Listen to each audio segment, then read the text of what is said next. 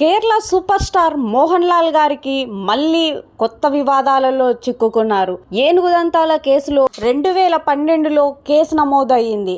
అప్పట్లో ఒక photo viral అయ్యింది. అందులో ఆయన 2 ఏనుగుదంతాల పక్కన తీసుకున్న ఫోటో అల్చలయ్యింది. అప్పుడు సిబిఐ ఎంక్వైరీ కూడా ఆయన పైన నడిచింది. కేసు కేరళ డ్రాపింగ్ తీసుకోవడం జరిగింది. ఆయనకు మోహన్ లాల్ కు ఒక సర్టిఫికేషన్ ఇచ్చి ఆయన కేసును తీసేయడం జరిగింది. అప్పుడు వైల్డ్ లైఫ్ ప్రొటెక్షన్ ప్రకారం యాక్ట్ 1972 ప్రకారం ఈయన పైన కేసులు నమోదయ్యాయి. వారి ప్రకారం ఈయన లీగల్ గా ఇవి పర్చేజ్ చేయలేదు, ఇల్లీగల్ గా తెచ్చి పెట్టుకున్నాడు తన ఇంట్లో అని కేసు రిజిస్టర్ అయ్యింది. తరువాత వాదోపవాదాలు విన్న తరువాత ఆయనకు ఒక సర్టిఫికేషన్ ఇచ్చి ఈ కేసును రద్దు చేశారు. మళ్ళీ ఈ కేసు వైరల్ అవుతూ ఉంది. కేరళ హైకోర్టు మాత్రం కన్జర్వేటివ్ టీం ఏదైతే సర్టిఫికేట్ ఇచ్చిందో అది చెల్లదని, మీరు తీసుకున్న సర్టిఫికేషన్ చెల్లదని మళ్ళీ కేసును రీఓపెన్ చేశారు.